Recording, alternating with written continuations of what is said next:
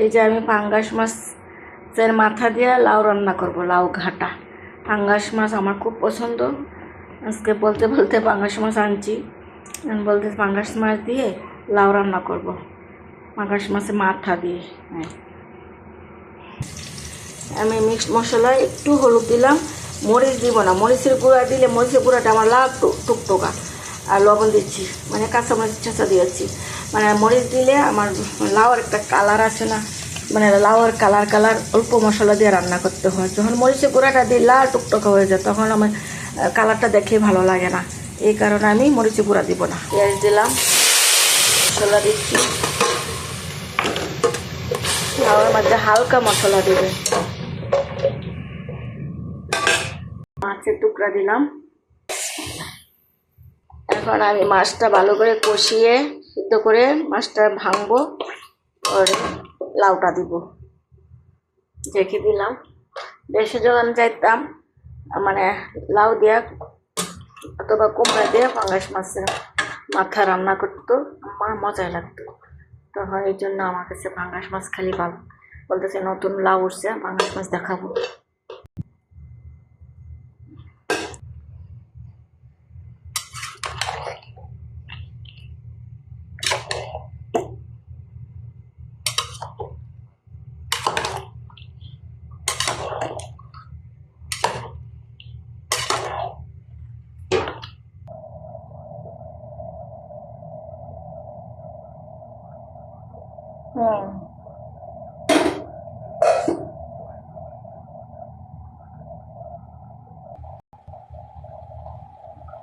রান্না করলাম।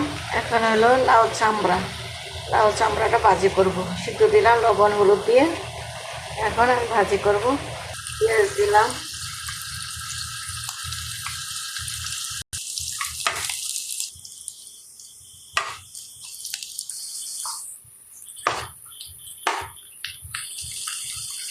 চামড়া ভাজি করলে একটু মানে কেমন জানি হয়ে থাকে, এই জন্য একটু ময়দা দিচ্ছি, বা চালের গুঁড়া দিতে পারেন মাখা মাখা হওয়ার জন্য। এই যে মাখা মাখা হচ্ছে, তা না হলে কেমন জানি লাউ ভাজিটা দেখতে ছড়া ছড়া থাকে। এখন আমি একটু ময়দা দিলাম, মাখা মাখা হবে, ময়দা অথবা চালের গুঁড়া। ময়দাটা দেওয়াতে একটু আঠালো আঠালো ভাব হয়েছে, এই জন্য, নাহলে কেমন মানে হেঁচকুচকু থাকে। এই যে এখন মাখা মাখা হয়েছে।